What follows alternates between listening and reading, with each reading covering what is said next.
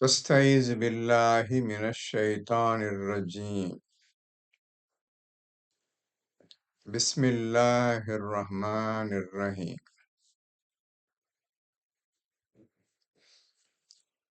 ஒரு நீங்க நிறைய தடவை குர்ஆன் ஓதிருப்பீங்க. இப்ப நான் சொல்ல போற ஆயத்தை நிறைய தடவை படிச்சிருப்பீங்க, பார்த்திருப்பீங்க. அதன் உண்மை விஷயம் என்ன, அதை எப்படி அறிந்து கொள்வது என்ற விஷயத்தை நீங்கள் பார்க்காமல் ஓதிக்கொண்டே இருக்கின்றீர்கள். தம்பி சார்ல்ஸ், என்ன நம்பர் சொன்னீங்க? 30ல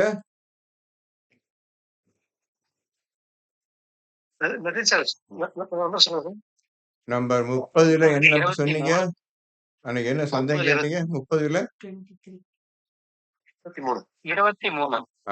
அந்த 30, 23 எல்லாம் எடுத்துக்கிறோங்க.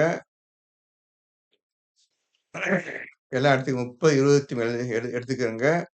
இப்போ நான் சொல்றத நீங்க ஒவ்வொரு வார்த்தை எழுதுனா நீங்க புரிஞ்சுக்கிறீங்க. கதை மாதிரி கேட்கறதுண்டா அது ஒண்ணும் இல்லாம போயிடும். அதை ஓப்பன் சொல்லிடுறேன் முதல்ல. ஒரு விஷயம் புரியுதுண்டா ஒழுங்கான முறையில எழுதிக்கிறணும். எழுதிக்கிட்டு அப்புறம் வீட்டுல உட்காந்து தனியா படிங்க. இப்ப 30, 20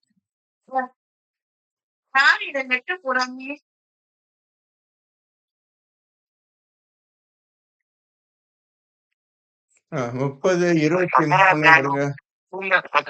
கொஞ்சம் மியூட்ல போங்க.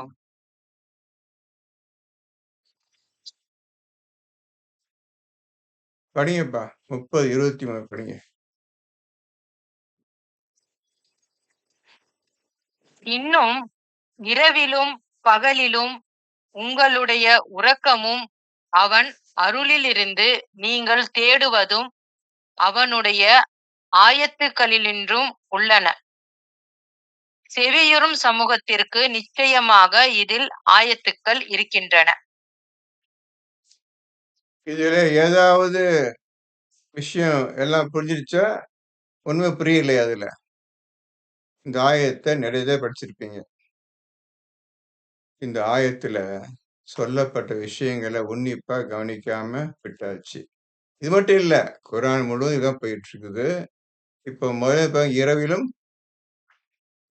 இரவிலும் பகலிலும் கொஞ்சம் உங்களுடைய உறக்கமும். இரவிலும் பகலிலும் இந்த இரவையும் பகலையும் உங்களுக்காக யார் கொடுத்தது?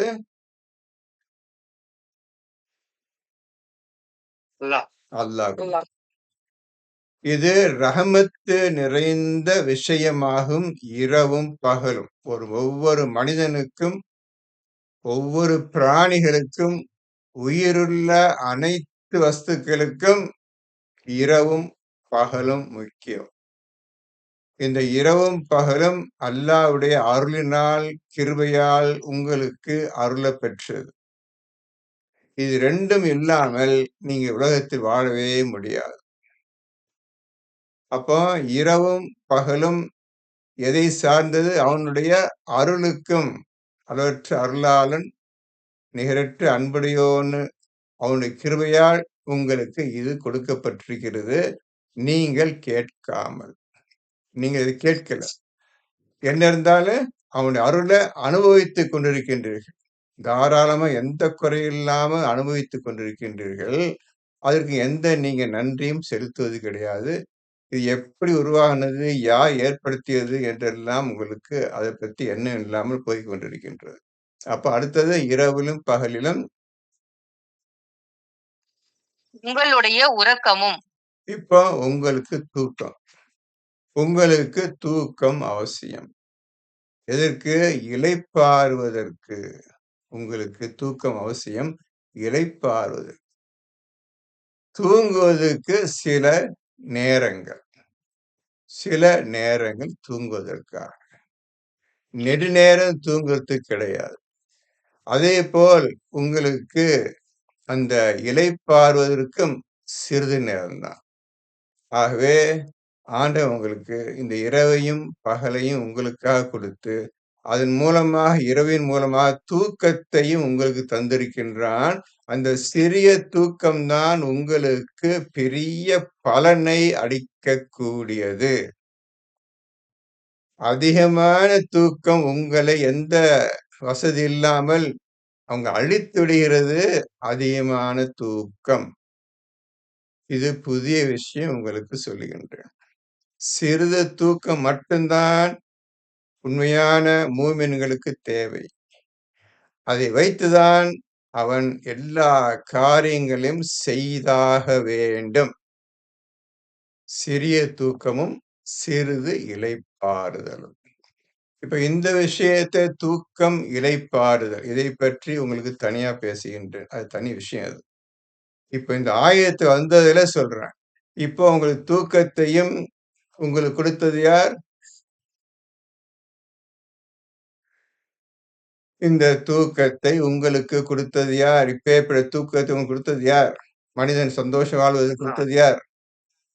இது அல்லாஹ் தான் கொடுத்தான். நல்ல எல்லாத்துக்கும் தெரியும் உங்களுக்கு. இது அல்லாஹ் உதவி இல்லாமல் தூங்க முடியாது. நீங்க சுகமும் அடைய முடியாது.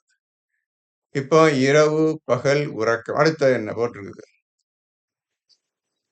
அவன் அருளிலிருந்து நீங்கள் தேடுவதும் இப்போ அருளில் இருந்து நீங்கள் தேடுவதும். இந்த வார்த்தைக்கு என்ன அர்த்தம்? அருளில் இருந்து நீங்கள் தேடுவதும். உங்களுக்கு என்னென்ன வேணுமோ, எதெல்லாம் ஆசைப்படுகின்றீர்களோ, இந்த உலகத்தில் வேண்டும், அது வேண்டும் என்று ஆசைப்படுகின்றீர்களோ, அவை அனைத்தும் இந்த உலகில் ஏற்கனவே படைக்கப்பட்டு இருக்கின்றது. அந்த அருளிலிருந்து தான் நீங்க தேடுறீங்க. இது வேணும், அது வேணும் கேட்கிறது ஏற்கனவே பூமியில் எல்லா விதமான உங்களுக்கு வேண்டிய அனைத்து வஸ்துக்களையும், பொருள்களையும் அல்லாஹ் நிரம்பச் செய்து டெபாசிட் பண்ணியிருக்கிறான் பூமியில உங்களுக்காக. நீ வர்றதுக்கு முந்தைய இந்த மனிதனுக்கு என்னென்ன தேவை என்பதை அறிந்தவன், நான் படைக்கப் போற மனிதனுக்கு எதெல்லாம் தேவைப்படும் என்பதை அவனுக்கு நல்லா தெரியும். அதெல்லாம் பூமிக்கு அடியில டெபாசிட் பண்ணிட்டு, வானத்திலேயும், மேகத்திலேயும் உங்களுக்காக வைத்திருக்கிறான். நீங்கள் இப்பொழுது உண்ணும் உணவு, குடிக்கும் தண்ணீரும், மற்ற என்னென்ன பொருள்கள் எல்லாம் நீங்கள் இப்பொழுது உபயோகத்தில் வைத்துக் கொண்டிருக்கின்றீர்களோ, என்னென்ன பொருள் எல்லாம் உங்களுக்கு இப்ப உபயோகத்தில் இருக்கின்றதோ, அனைத்தும் இந்த பூமியிலிருந்து எடுக்கப்பட்ட அனைத்து பொருள்களும் தான். இதிலிருந்து தான் எல்லா பொருள்களையும் செய்து நீங்கள் அனுபவித்துக் கொண்டிருக்கின்றீர்களே தவிர, நீங்கள் எந்த படைப்பையும், எந்த பொருளையும் படைக்கவில்லை, படைக்க முடியாது. நீங்கள் அனுபவிக்கும் அனைத்து பொருள்களும் உங்களுக்கு ஏற்கனவே படைத்து வைத்து விட்டது. உதாரணத்துக்கு இரும்பு இருக்குது, தங்கம் இருக்குது, நிக்கல் இருக்குது, அலுமினியம் இருக்குது. உனக்கு என்னென்ன வஸ்துக்கள்லாம் உங்களுக்கு தேவையோ அனைத்தும் வைத்து விட்டாகிவிட்டது. இப்பொழுது அதை தான் நீங்க தோண்டி எடுத்து உங்களுக்கு வேண்டிய பிரகாரம் அதை உபயோகத்தில் கொள்கிறீர்கள். உணவு, தண்ணீர், காய்கறிகள் எல்லாம் இருக்கு. புரிஞ்சுக்கிறங்க. விஷயத்த எழுதிக்கிறங்க. இந்த விஷயங்கள்லாம் ஏற்கனவே டெபாசிட் பண்ணியாச்சு. அதை கொண்டு இப்ப இந்த அருளில் எல்லாம் புரிந்து கொண்டு மேலும் அருளை தேடுகின்றீர்கள்.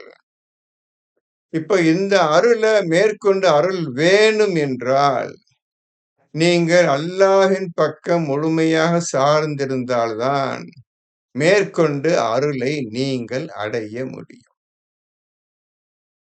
உங்களுக்கு வேண்டிய அருளை கொடுத்து இதை சிந்தித்து இதைவிட மேன்மையான மேல் அதிகமான அருளை வேண்டும் என்று ஆசைப்படும் மக்களுக்கு நீங்கள் அவனை முற்றிலும் புரிந்து உணர்ந்து இருக்க வேண்டும். அவன் அருள் என்ன என்பதை நீங்கள் புரிந்திருக்க வேண்டும். அருள் என்றால் என்ன? அதை புரிந்திருக்க வேண்டும். நீங்கள் தண்ணீர் குடிக்கின்றீர்கள், காற்றை சுவாசிக்கின்றீர்கள், வெயிலை, உஷ்ணத்தை அனுபவிக்கின்றீர்கள், இரவின் நேரத்தை அனுபவிக்கின்றீர்கள். இவையெல்லாம் அவன் உங்களுக்கு ஏற்கனவே கொடுத்திருக்கின்ற, நீங்கள் கேட்காமலேயே கொடுத்திருக்கின்ற அருள் ஆகும். இப்ப அல்லாஹ் சொல்றான், அவனுடைய அருளிலிருந்து நீங்கள் தேடுகின்றீர்கள். கொடுத்த அருளிலிருந்து மேற்கொண்டு வேண்டும் என்று தேடுகின்றீர்கள். இப்போ இந்த அருள மேற்கொண்டு கிடைக்கிறதுக்கு, நீங்க இறைவனுடைய அருளையும் புரிந்திருக்க வேண்டும். அவனைப் பற்றி முழுமையாக நீங்கள் அறிந்து உணர்ந்திருக்க வேண்டும். அல்லாஹ் தான் உண்மையான இறைவன் என்பதை தெளிவாக நீங்கள் புரிந்திருக்க வேண்டும். இப்போ அருளை தேடுவது என்றால் என்ன அர்த்தம்? எதை நீங்க தேடப் போறீங்க? அவன் சொல்றானே அவன், எத தேடப் போறீங்க நீங்க இப்போ? படிங்க, அந்த வார்த்தைய படிங்க.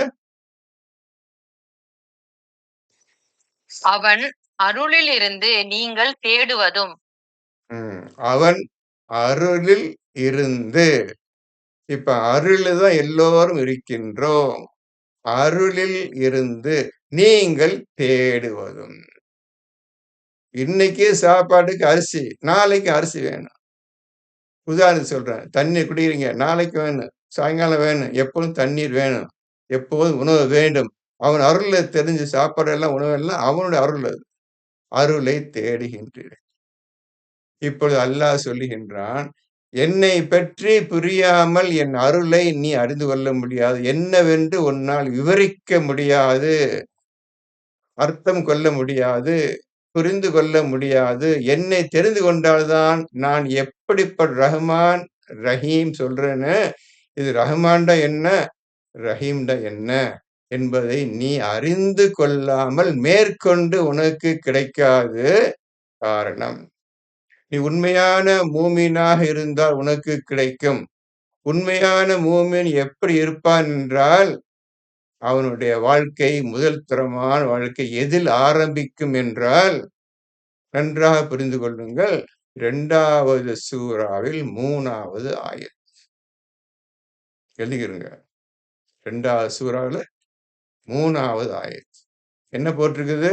அல்லஸீன யூமினூன பில் காய்ப். அவர்கள், எவர்கள்? முத்தகீன்கள், தக்வா உடையவர்கள், ஈமான் கொண்டவர்கள். அல்லஸீன யூமினூன பில் காய்ப்.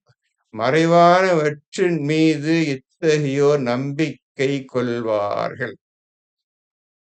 இந்த நம்பிக்கை கொள்வார்கள் தான் அவன் அருளிலிருந்து நீங்கள் தேடுவதும். அவன் அருளில் இருந்து நீங்கள் தேடப் போறீங்க. அது மறைந்திருக்கின்ற விஷயம். இந்த மறைந்திருக்கின்ற விஷயத்தின் மீதுதான் உண்மையான மூமின்கள், முத்தகீன்கள், தக்வா உடையவர்கள் தன்னுடைய இஸ்லாமிய வாழ்க்கையை ஆரம்பம் செய்வார்கள். இதிலிருந்து தான் உங்களுடைய இஸ்லாமிய வாழ்க்கை ஆரம்பம் ஆகின்றது. இஸ்லாமிய வாழ்க்கை, இஸ்லாமிய வாழ்க்கை. இன்னும் நம்மளுக்கு இஸ்லாம் என்னன்னு தெரியாது. அதுக்கு முந்தி இதை செய்வதற்கு, மறைவானவற்றின் மீது நம்பிக்கை கொள்வார்கள் என்ற விஷயத்தை நீங்க அடைவதற்கு முன்னர் நீங்கள் தக்வாவை அடைய வேண்டும். அந்த மகத்தான பாக்கியத்தை அடைய வேண்டும்.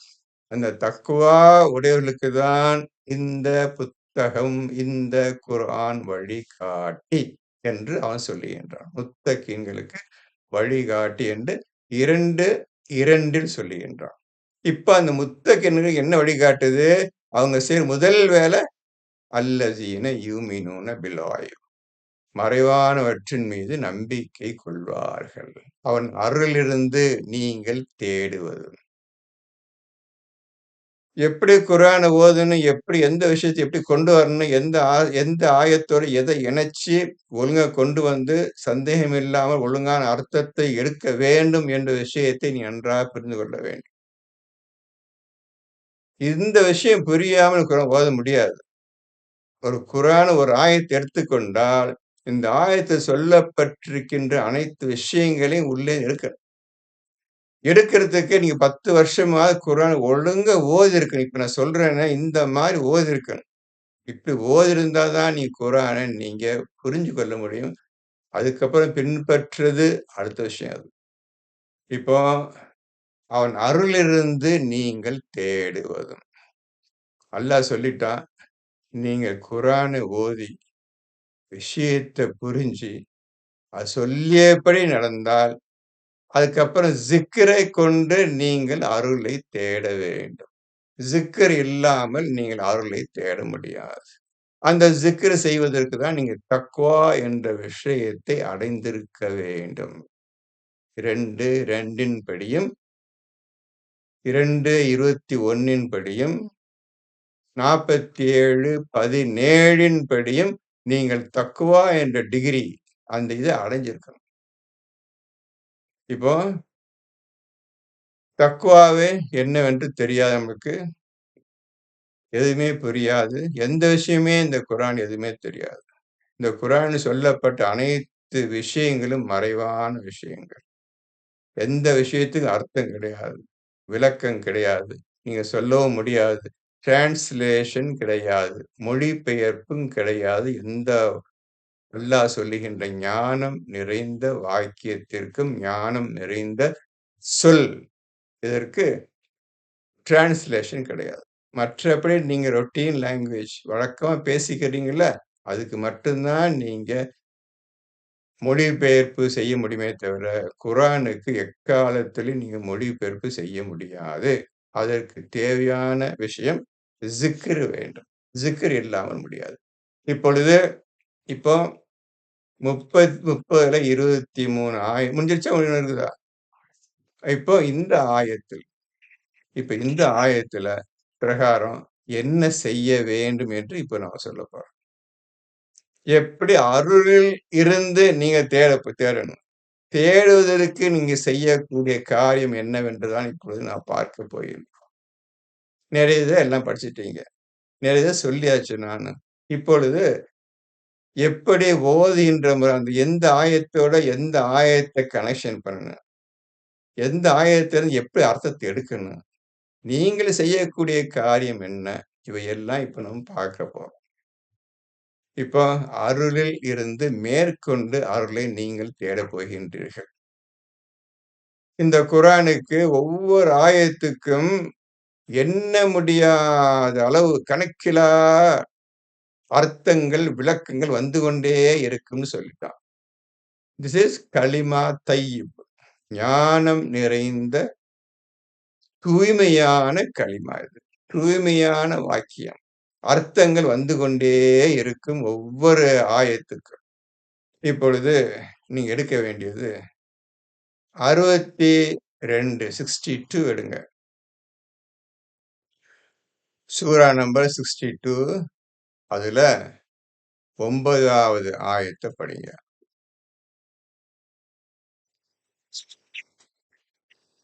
எல்லாம் எழுதிக்கிறங்க. இப்ப நான் சொன்ன வரையும் உங்களுக்கு மனசுல இருக்குதா? இல்லையான்னு தெரியாது.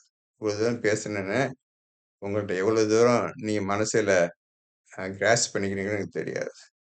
அதுதான் எழுதிட்டு வந்தா நல்லது. எழுத தான் மனுஷ பதியும். அதுக்கப்புறம் பார்த்துக்குருவோம், கேட்டுக்க வேண்டாம் ஒண்ணும் முடியாது பண்ண முடியாது. சரி பரவால்ல. இப்போ 62 9 என்ன போட்டிருக்குது?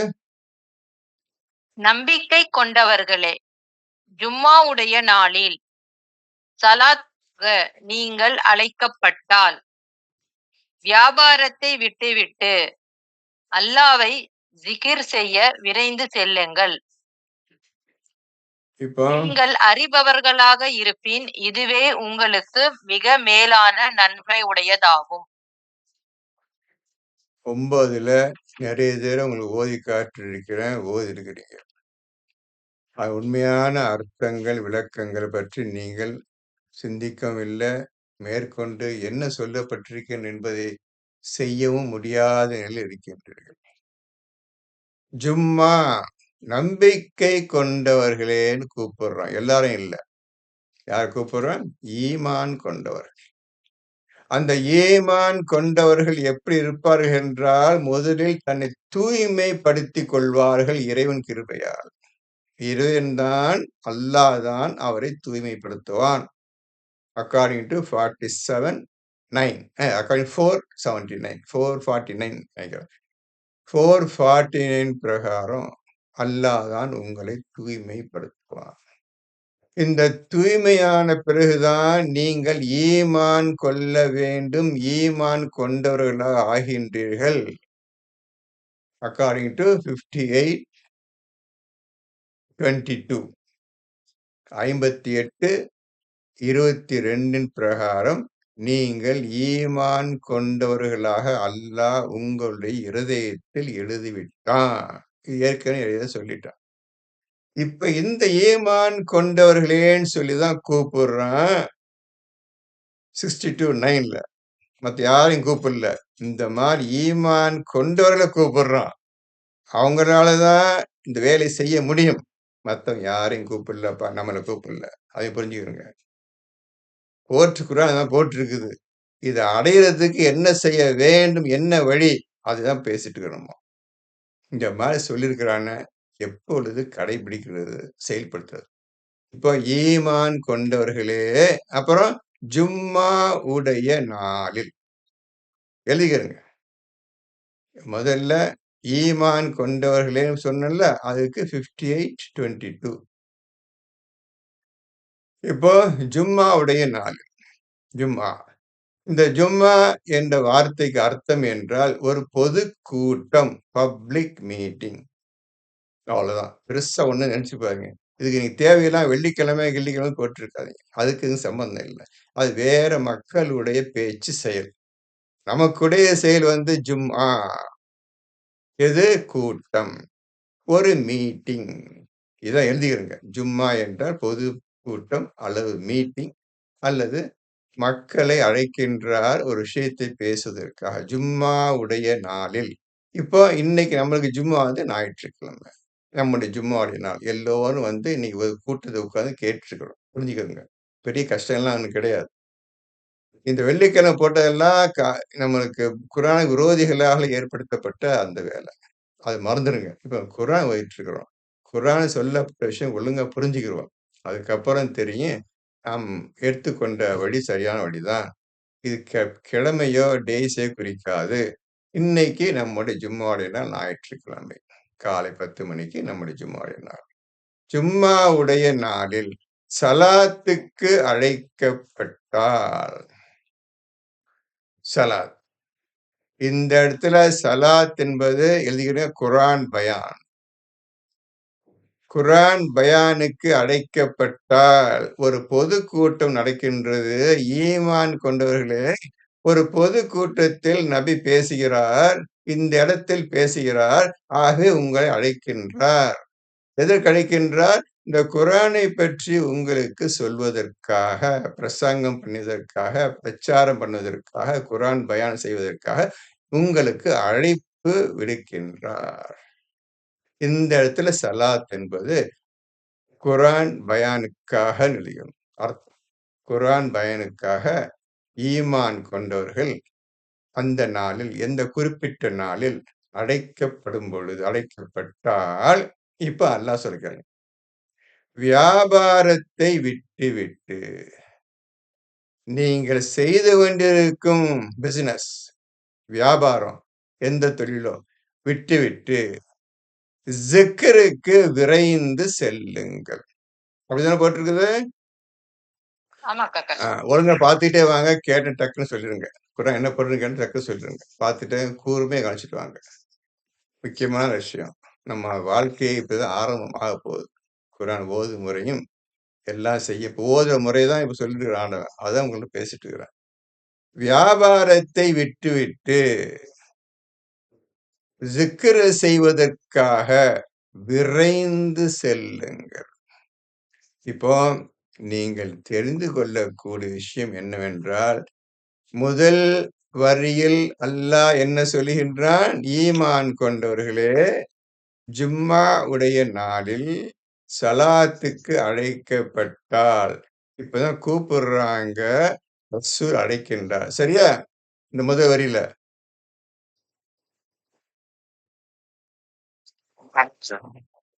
இப்போ அவனே சொல்றான், சலாத்துக்கு அழைக்கப்படி. அவனுடைய வார்த்தை, அல்லாஹ்வுடைய வார்த்தை.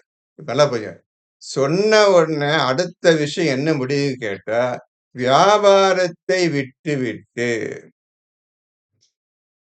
ஜிக்ரு செய்வதற்காக விரைந்து செல்லுங்கள். இப்பதான் நபி கூப்பிடுறாரு, வாங்கன்னு கூப்பிடுறாரு. அல்லாஹ் சொல்றான், வியாபாரத்தை உடனே நிறுத்திரு, விற்று வேண்டாம், ஜிக்ருக்கு விரைந்து செல் அப்படின்னு சொல்றான். கூப்பிட்டது ஒண்ணு, அடுத்தவரை செயல்படும் விதம் வேறா இருக்குதா இல்லையா? போய் கேளுங்க, ரசூல் பேசுறாரு, அதை போய் கேளுங்க அப்படின்னு சொல்றான்னா, ஜிக்ருக்கு வியாபாரம் விட்டுருங்க, வியாபாரத்தை விட்டு விட்டு ஜிக்ருக்கு விரைந்து செல்லுங்கள்னு சொல்றோம். எழுதிட்டீங்களா? முதல் சொன்ன வரைக்கும் 2வது வரைக்கும் உள்ள ஏகப்பட்ட விஷயங்கள் அடங்கி 2 வரியில ஏகப்பட்ட விஷயங்கள் அடங்கி உள்ளன. கேட்க போறீங்க, சலாத்துக்கா போறீங்க, குர்ஆன் பயானுக்காக போறீங்க. போகும்போது இந்த மாதிரி அடுத்த செகண்ட் பதில் வருது. இப்போ இதுக்கு என்ன அர்த்தம்? இப்போ அர்த்தத்தை கவனிச்சுக்கணும். குர்ஆன ஓத ஆரம்பித்தால் வெகு சீக்கிரத்தில் ஜிக்ருக்கு நீங்கள் பாய்ந்து விட வேண்டும். இந்த அரபிய ஓதிக்கிட்டு உட்கார்ந்து பிரயோஜனம் கிடையாது என்று அர்த்தம். சீக்கிரத்தில் ஜிக்ருக்காக சும்மா உட்கார்ந்துக்கிட்டு வருஷங்கள உட்கார்ந்துக்கிட்டு அரபியை படிச்சுக்கிட்டு அதுக்கு தேவை தமிழாக்கம் படிச்சுக்கிட்டு இங்கிலீஷை படிச்சா கூட விஷயம் படிச்சுக்கிட்டுலாம் பிரச்சனை கிடையாது. எவ்வளவு சீக்கிரம் ஒரு வார்த்தை ஓதிட்டேன்டா, வேகமாக ஜிக்ருக்கு ஃபேக்டரிக்கு மாத்திரணும், ஜிக்ருக்கு மாத்திரணும். இதுதான் வேகமா மாத்திர வேண்டும். ஒரே சும்மா உட்கார்ந்து அரபியே படிச்சுக்கிட்டு உருப்படாம போயிடாதீங்க. தமிழ்லே படிச்சுட்டு உருப்படாம போயிடாதீங்க. இங்கிலீஷ்ல படிச்சு உருப்படாம போயிடாதீங்க. அவ்வளவு பேரும் இங்கிலீஷ்காரனும் சரி, தமிழ்காரனும் சரி, ஹிந்திக்காரனும் சரி, உருதுக்காரனும் சரி, அரபிக்காரனும் சரி, எல்லாத்தையும் அவன் படிச்ச வாயத்தை அடுத்த செகண்ட் அவன் எதுல கொண்டு வந்துடணும்? ஜிக்ர மாத்தணும். யார் செய்வாங்க? ஈமான் கொண்டவர்கள் மட்டும்தான் அதை செய்ய முடியும். அதை புரிஞ்சுக்க, நீங்க நானும் கிடையாது. ஈமான் கொண்டவர்களே தான் கூப்பிடுறான். அவன் மட்டும்தான் தூக்கி போட்டுருவான். அல்லாஹ் மீது ஈமான் கொண்டுட்டேன், அல்லாஹ் யார் எனக்கு தெரிஞ்சு போச்சு, எனக்கு எதுக்கு வியாபாரம் அப்படின்னு தூக்கி எறிஞ்சிட்டு அடுத்த செகண்ட் ரசூல் சொல்ற புது விஷயங்கள் வந்துகிட்டே இருக்கு, அல்லாட்ட வந்துகிட்டே இருக்கு. ரசூல் வந்திருக்குது. ரசூல் உங்களுக்கு பயான் பண்றார், சலாத்தை நிறைவேற்றி கொண்டிருக்கின்றார். ஜும்மாவுடைய நாளில் பொதுக்கூட்டம் பேசி மக்கள் சொல்லிக் கொண்டிருக்கின்றார். இப்போ சொன்ன வார்த்தைக்கு அடுத்தது ஜிக்ர் ஆக்குங்கள், எல்லோரும் ஜிக்ர் ஆக்குங்க, ஜிக்ருக்கு விரைந்து செல்லுங்கள்.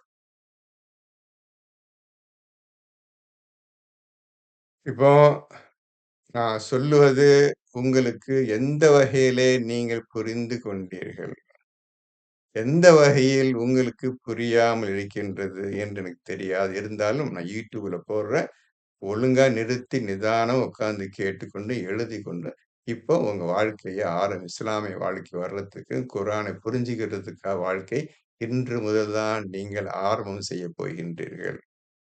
இதுவரையும் ஓதுன எந்த பிரயோஜனம் இல்லாம ஓதிட்டீங்க. இனி பிரயோஜனமான உபயோகரமான வழியில் ஓதுவதை முதலில் பழகிக் கொள்ளுங்கள். வியாபாரத்தை விட்டுவிட்டு, அவங்களால மட்டும்தான் வியாபாரம் முடியும், நீங்களோ நான் வெற்ற முடியாது. வியாபாரம் விட்டுவிட்டு விரைந்து செல்லுங்கள். எதற்கு? ஜிக்ருக்கு விரைந்து செல்லுங்கள். இந்த ஜிக்ரை கற்றுக்கொண்டால்தான் இறைவனுடைய அருள் என்னவென்று தெரியும். ரஹ்மான் என்றால் ரஹமத்து. என்ன ரஹமத்துன்னு சொல்லிட்டு இருக்கிறோம். என்ன ரஹமத், என்ன சொல்றீங்க, என்ன கண்டுபிடிச்சீங்க? என்னமோ ஒண்ணும் கிடையாது. சும்மா ரஹமத்து ரஹமத்து அருளாளன்னு அருளான்னு சொல்லிட்டு இருக்கிறீங்க. என்ன புரிஞ்சுக்கிட்டீங்க? எந்த வகையில் நீங்க அருளான்னு சொல்றீங்க? நீங்க அவனை என்ன புரிஞ்சுக்கிட்டீங்க? அல்லாஹ்வும் புரியாது, ரஹ்மானையும் புரியாது, ரஹீமையும் புரியாது. ஒண்ணும் புரியாம குர்ஆனை ஓதிட்டு இருக்கிறீங்க. நீங்க என்ன காரியத்தை சாதிக்க முடியும்? இப்போ ஜிக்ருக்கு விரைந்து செல்லுங்கள். அடுத்த வார்த்தை என்ன? நீங்கள் அறிபவர்களாக இருப்பின் இதுவே உங்களுக்கு மிக மேலான நன்மை உடையதாகும். இந்த விஷயத்தை முழுமையாக எவர் அறிந்து கொள்வார்? ஈமான் கொண்டவர்கள், தக்குவா உடையவர்கள் மட்டுமே இந்த விஷயத்தை அறிந்து கொள்வார்கள். நீங்கள் அறிபவர்களாக இருந்தால் நீங்கள் தக்வாவையும் ஈமானையும் முற்றிலும் அறிந்து கொள்பவர்களாக இருந்தால் இதுவே உங்களுக்கு மிக்க என்ன போட்டுக்கலாம் மேலான நன்மை உடையதாகும். நீங்க பண்ணுற வியாபாரத்தை விட அது கீழ்த்தரமான நீங்க பண்ற வியாபாரம் அதை விட மிக்க மேலானதாக இருக்கும். இங்க மிக்க மேலானது மீது அவள் நம்பிக்கை கொள்வார்கள். எது? அல்லதீன யூமினூன பில் காய்ப் 2, 3 பிரகாரம் மறைவானவற்றின் மீது நம்பிக்கை கொள்வார்.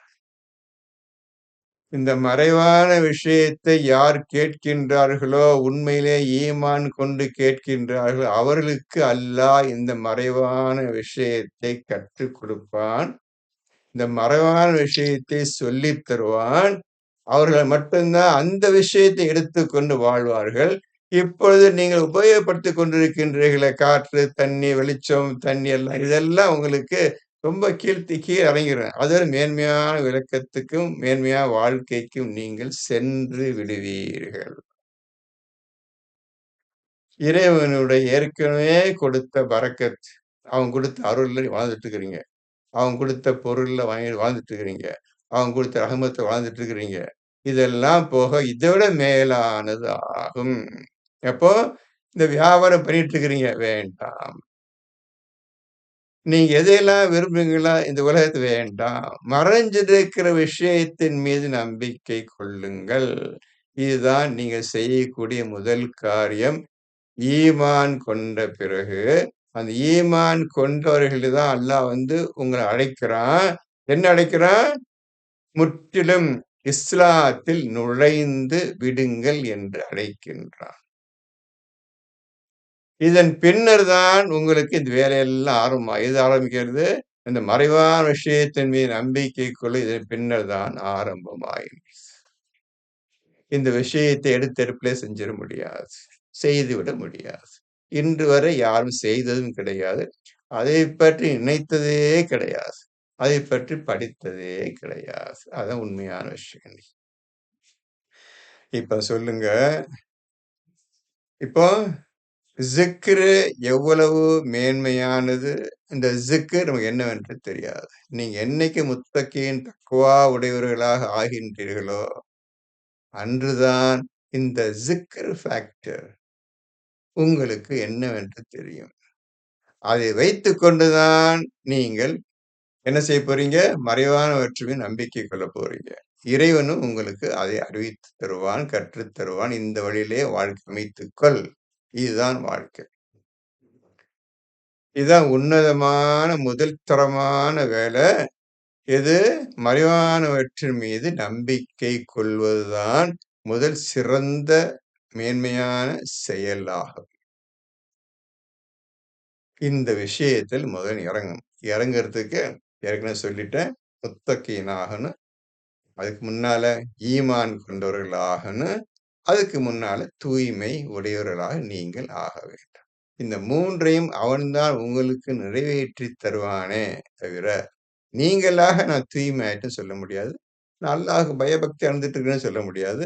நான் ஈமான் கொண்டுட்டேன், மூமீனாக ஆகிவிட்டேன் என்று நீ ஒரு காலம் சொல்லிக் கொள்ள முடியாது, சொல்ல முடியாது. இப்பொழுது இந்த இதுவே மேலானதாகும். குர்ஆன் ஆயத்த 1 கிடைச்சிருச்சுன்னா, அதை உடனே ஜிக்ர் ஆக்கி, அந்த ஜிக்ர் மூலமா அல்லாஹ்வோட மறைஞ்சிருக்கிற விஷயத்த எல்லாத்தையும் கத்துக்க. நீ சந்தோஷமா வாழு. நீ சந்தோஷமா வாழ எவன் கண்ணுக்கும் தெரியாது. நீ யார்ட்டயும் சொல்லணும்னு அவசியமும் கிடையாது. நீ உனக்கு கொடுத்த ரஹமத்த வாங்கிட்டு சந்தோஷமா வாழ்ந்துகிட்டே உன் வாழ்க்கை அமைத்துக்கொள். இறக்கும் வரை, மரணம் உன்னை அனுபவிக்கும் வரை. இப்போ எதுக்கு சொல்ல இந்த விஷயம் வரும்னு கேட்டால், அல்லாஹ்வுடைய அருளிலிருந்து தேடுறது. 30, 23 பிரகாரம் அந்த விஷயத்துக்கு தான் வரும். இது முடிஞ்சிருச்சா? இது முடிஞ்சிருச்சா? 9 முடிஞ்சிருச்சா? முடிஞ்சிச்சு தாத்தா. 10 படிங்க 10. பின்னர் சலாத் நிறைவேற்றப்பட்டு விட்டதும் பூமியில் பரவி சென்று அல்லாஹ்வுடைய அருளை தேடிக் கொள்ளுங்கள். பாத்துக்கிறங்கப்பா. அது அல்லாஹ்வின் அருளை தேடுவதில் 30, 23 படிச்சீங்க. இப்ப அதுக்கு தான் இப்ப அர்த்தம் இங்க கொண்டு வர்றேன். சலாத் நிறைவேறிவிட்டால், ரசூல் செய்யும் குர்ஆன் பயானை முடித்துக் கொண்டால், அவர் பயான் இதுவரை வஹி மூலமாக வந்த விஷயத்தை உங்களுக்கு சொல்லிவிட்டார். எல்லாம் சொல்லி முடிந்ததும் அர்த்தம். ஸலாத் நிறைவேறிவிட்டால், ஸலாத் முடிந்துவிட்டால் என்றால் எழுதுகிறங்க. அல் ரசூலின் பயான், குர்ஆன் பயான் முடிந்து விட்டால் எழுதுகிறங்க. நான் பேசும்போது நல்லது எப்போதும் குர்ஆன் இருக்கணும். நோட்டு புத்தகம் இருக்கணும், பேனா இருக்கணும். எப்போதும் இருக்கணும். நீங்க மொபைல் ஃபோன்ல பார்க்கிறேன், இப்ப ஆனா உருப்பட மாட்டீங்க. அதான் இப்ப சொல்லிடுறேன். என்னை குர்ஆன வச்சு குர்ஆன் திருத்தணும் முதல்ல. எல்லாரும் திருத்தணும். தப்பு தப்பா எது இருக்குது? ஒழுங்கா திருத்திக்கிறங்க முதல்ல. ஒரு குர்ஆன முழுமையாக்குங்க முதல்ல. அதுக்கப்புறம் நீ படிக்க முடியும். அவ்வளவும் தப்பு தப்பா இருக்குது. இப்பவே புரிஞ்சுக்கங்க. சொல்றது எத்தனையோ சொல்லிட்டேன். திருத்துங்கன்னு சொல்றேன். நெறைய பேரு செல்ஃபோன்லயே பேசிட்டு பார்த்துட்டு இருக்கீங்க. அது தப்பு தப்பா சரி. இப்ப ஸலாத் அல்லாஹ்வுடைய கிருபையால் ரசூல் பயானை முடித்துக் கொண்டார். முடித்துக் கொண்ட பிறகு என்ன செய்ய சொல்றான் ஆண்டவன்? பூமியில் பரவிச் சென்று ஆ. அல்லாஹ்வுடைய அருளை தேடிக் கொள்ளுங்கள். இப்பொழுது அவன் அருளிலும் தான் நீங்க தேடுறீங்க. ஏற்கனவே அவன் அருளில் தான் வாழ்ந்து கொண்டிருக்கின்றோம். அப்ப தேடிக் கொள்ளுங்கன்னா உன் அருள் இருக்குன்னு அர்த்தம். அவ்வளவுதான், அருள் முடிஞ்சு போச்சு. ஒரு இரவு, ஒரு பகல், காற்று, தண்ணீர், மழை, சாப்பாடு, உணவு முடிஞ்சு போய் யாரும் நினைக்காதீங்க. இதை விட மேன்மையான ஒரு வாழ்க்கை, வாழ்க்கை மேல் வாழ்க்கை, இப்படியாக உங்கள் வாழ்க்கை அமைந்து கொண்டே உயர்ந்து கொண்டே போகின்றது. ஒரு நிலையிலிருந்து மற்றொரு நிலைக்கு நீங்கள் ஏறிச் செல்வீர்கள் என்று சொல்லிட்டான். இப்ப இந்த நிலையிலிருந்து நீங்க தேடிக் கொள்ளுங்கன்னு அல்லாஹ்வே சொல்லிட்டாங்க.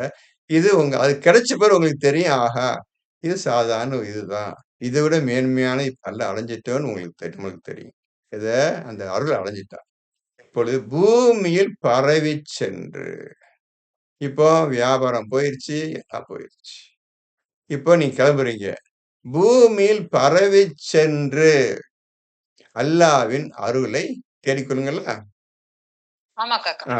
இப்ப நல்லா புரிஞ்சுக்கங்க. பூமியில் பரவிச் சென்று அல்லாஹ்வின் அருளை எப்படி தர முடியும்? எங்க இருக்கு அல்லாஹ்? எந்த பூமியில இருக்குது அல்லாஹ்வின் அருள்? எதுக்கு பரவி செல்லணும்? பாருங்க, ஒவ்வொரு வார்த்தைக்கும் நம்ம எப்படி அர்த்தம் எடுக்கணும், எப்படி சிந்திக்கணும் என்ற விஷயம் தான் உங்கள்ட்ட பேசிட்டு இருக்கிறேன். எந்த பூமியில் அல்லாஹ்வுடைய அருள் நீங்க இருக்க இடத்துல இல்லையா? நீங்க இருக்கும் இடம்தான் மஸ்ஜிதுல் ஹராம் இருக்கின்ற. இப்பேற்பட்டவன் மஸ்ஜிதுல் ஹராம் இருப்பான். யாரு? ஈமான் கொண்ட மனிதன் மஸ்ஜிது ஹராம் இருந்தால்தான் மத்த வேலைகள் எல்லாம் சாத்தியம் ஆகும். இப்ப எந்த பூமியில பரவி செல்றன்னு சொல்றான்? பூமியில் பரவி சென்று அல்லாஹ்வின் அருளை தேடிக் கொள்ளுங்கள். தேடுன்னு சொன்னேன். அருள் இருக்கு, தேடு. இந்த இதுல உட்கார்ந்துராத. இது ஃப்ரீயா சாப்பிட்டுட்டு, உண்டுகிட்டு, குடிச்சிட்டு உட்கார்ந்துட்டு இருக்காத. நீ உண்மையான மேன்மையான விஷயத்துக்கு வா. வந்து சேரு அப்படின்னு கூப்பிடுறான்பா. பூமியில் பரவி சென்று எழுதிக்கிறங்க. பூமியில் பரவி சென்ற எங்க போவது என்று எழுதிக்கிறங்க. எந்த ஊருக்கு போறது? பூமியில எங்க பறிஞ்சு போறது? இதுக்கு என்ன அர்த்தம் இதுக்கு? இப்ப ரசூல் தான் இந்த வார்த்தையை நம்மளுக்கு சொன்னார். அல்லாஹ்விடமிருந்து இந்த வாயத்தை வாங்கி நமக்கு சொன்னார். அவர் எந்த பூமியை பரவி சென்றார்? மக்கா, மதீனா விட்டு வேற சின்ன பக்கத்துல 4, 5 ஊருக்கு போனார். எந்த ஊரில் பரவி சென்று அவர் சொல்லிய போய் அல்லாஹ் ரஹ்மத்தை தேடினார் என்ற கேள்வியை இப்ப நீ கொண்டு வரணும். சுத்தி சுத்தி அந்த இடத்துல வாழ்ந்தார். அவ்வளவுதான். அரேபியாக்குள்ள வாழ்ந்துட்டு போயிட்டாங்க அவங்க. இப்ப சொன்ன பூமியில் பரவி சென்றுன்னா, இவங்க எந்த ஊருக்கு பரவி சென்றாங்க, போனாங்க ரசூல் அவர்கள்? இப்படியாக நீங்க இந்த நல்ல அறிவுள்ள கேள்வியை கேட்டா கொண்டு வரணும். அந்த கேள்வி கேட்டாதான் உங்களுக்கு விடை கிடைக்கும், அர்த்தம் கிடைக்கும். இல்ல கிடைக்காது. இந்த மாரி பத்தி கத்துக்கணும் முதல்ல.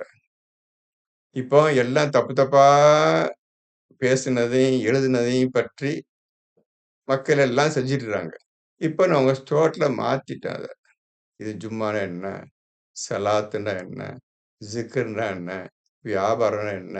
எது விரைந்து செல்லுங்க. சீக்கிரத்த சிக்கர அடைஞ்சிருங்க அர்த்தம். இவ்வளவு ஒவ்வொரு வார்த்தைக்கே நான் அர்த்தம் சொல்லிட்டு வர்றேன்.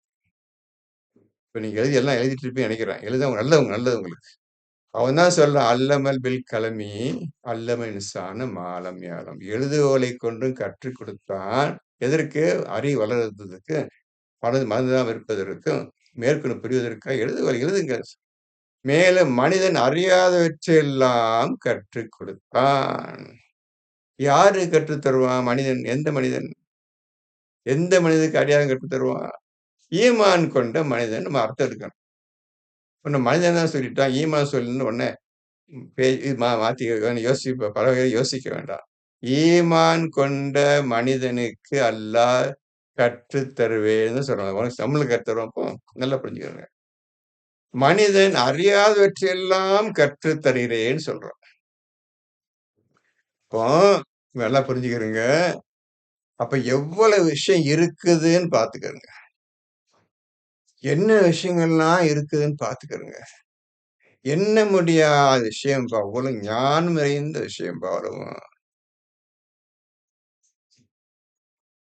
பார்த்துக்கங்க. குரான்ல பார்த்துக்கங்க. 18 109 படிச்சீங்கன்னா, அதுல சொல்லியிருப்பான் கலிமா தய்யிப். ஒவ்வொரு வார்த்தையும் கலிமா தய்யிப். பரிசுத்தமான வாக்கியம். தூய்மையான வாக்கியம். அப்படின்னு அல்லாஹ் சொல்றான். கொஞ்சம் 18 109 படிங்க. 18ல 18ல 109 எல்லாம் எழுதிக்கிறங்கப்பா, எழுதிக்கிறங்க சொல்றேன். நான் எல்லாம் வச்சு குரான்ல தப்பு வச்சிருப்பாங்க. உங்க கரெக்ட் பண்ணிட்டு வர்றேன். அந்த அல்லாஹ்வுடைய வார்த்தைய தான் உள்ள போட்டு எழுதுறேன் தவிர, நான் உங்களுக்கு மொழிபெயர்ப்பு காட்ட முடியாது. மொழிபெயர்ப்பு செய்ய முடியாது. படி. நீர் கூறுவீராக, என் இறைவனுடைய வார்த்தைக்காக கடல் முழுவதும் மையாக ஆகுமானாலும், என் இறைவனுடைய வார்த்தைகள் முடிப்பதற்குள் கடல் நீர் தீர்ந்துவிடும். அதைப்போல் இன்னொரு கடலையே நாம் உதவிக்கு கொண்டு வந்தாலும் சரியே. இப்ப அரபில் என்ன போட்டிருக்குது? வார்த்தைக்கு என்ன போட்டிருக்காங்க? வார்த்தைன்னு போட்டா பார்த்துக்கோங்க. இப்ப நான் சொல்ல பாருங்க. கலிமாத்தி ஆ கலிமா கலிமாத்தி ரப்பி. கலிமாத்தி ரப். ஃபுல்லா அரபி படிங்க. குல் லவ் கானல் பஹரு மிதாதன் லி கலிமாத்தி ரப்பி. ம். அவ்வளவுதானே? இங்க கொஞ்சம் சரியா தெரியல காக்கா. இல்ல காக்கா, இருக்கு காக்கா, கொஞ்சம் சரியா தெரியல. வேற எப்படி சொல்லுங்க. لنفذ படிங்கம்மா. قبل أن تنفذ كلمات ربي ஆ. ولو جئنا بمثله مددا. இப்போ கலிமா என்றால் என்ன அர்த்தம்? பரிசுத்தமான அல்லாஹ்வுடைய வார்த்தைகள், அல்லாஹ்வுடைய ஆயத்துக்கள்னு சொல்லுங்க. கலிமான்னு சொல்லுங்க. 2ம் ஒரே அர்த்தம் தான். கலிமான்னு சொன்னா ஒண்ணுதான், ஆயத்துன்னு சொன்னாலும் ஒண்ணுதான். உண்மைகள், ஒவ்வொரு ஆயத்தும் உண்மைகள்னு சொல்லுங்க. எல்லாம் ஒரே அர்த்தம் தான். இப்போ புரிஞ்சுக்கிறங்க. அதுக்கு விளக்கம் எழுத ஆரம்பித்தால் கடல் நீரெல்லாம் மையாக இருந்தாலும் இங்க தொட்டு தொட்டு தொட்டு எழுதினா கூட கடல் நீரம் வத்தி போயிரும். எழுதுகோலெல்லாம் தேஞ்சு போயிரும். ஆனா அல்லாஹ்வுடைய ரஹ்மத், அல்லாஹ்வுடைய ஞானம் நிறைந்த சொல்லுக்கு விளக்கம் எழுத முடியாது வந்துகிட்டே இருக்கு. அதனாலதான் இந்த அருளை தேடி மறைந்திருக்க விஷயம். இந்த மறைந்த விஷயம் யாருக்கு கற்றுக் கொடுப்பான் என்றால், தக்வா உடையவர்களுக்கும், ஈமான் கொண்டவர்கள் மட்டும்தான் இந்த மறைவான விஷயத்தை அல்லாஹ் கற்றுத் தருவான். அவர்கள் மட்டும்தான் அதை செய்ய முடியும், அடைய முடியும். இப்போ திருப்பி வாங்க. 62:10க்கு வாங்க. 62:10க்கு வாங்க. இப்போ நீங்க என்ன செய்றீங்க? பூமியில் பரவிச் சென்று அல்லாஹ்வுடைய அருளை தேடிக்கொள்ளுங்கள். தேடிக்கொள்ளுங்கள். தேடுறதுன்னா என்ன? மறைவானவற்றின் மீது நம்பிக்கை கொள்ளுங்கள் என்று அர்த்தம். பூமியில் என்றால் பூமின்னு உடனே லிட்ரலா அர்த்தம் எடுத்துடாதீங்க. பூமி என்றா பூமிக்கு பக்கத்து ஊருக்கு பக்கத்து நாட்டுக்கு நினைச்சிடாதீங்க. பூமியில் பரவிச் சென்று. என்ன சொன்னேன் உங்களுக்கு? என்ன அர்த்தம் சொன்னேன் உங்களுக்கு?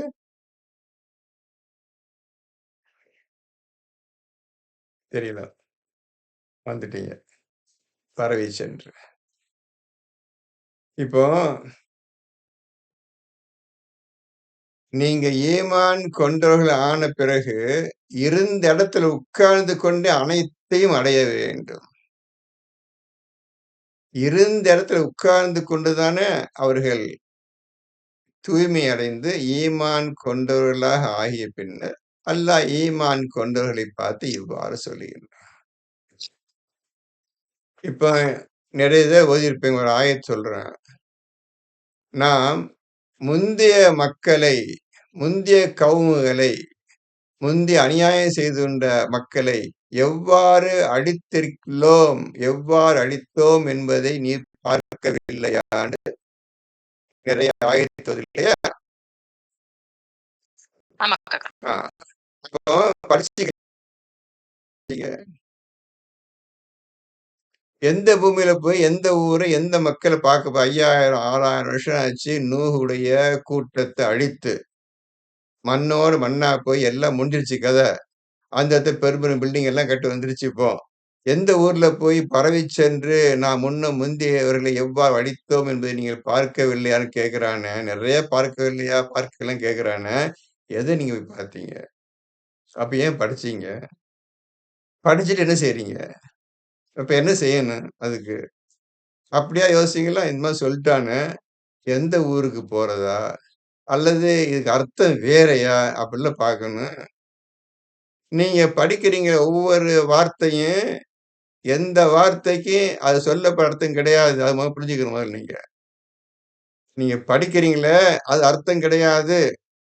அந்த ஸிக்ர் ஃபார்மேட் கொண்டு வந்தா தான் நீங்க அர்த்தம் புரியும். அது புரியாது உங்களுக்கு. அந்த ஸிக்ர் ஆக்கணும் நீங்க.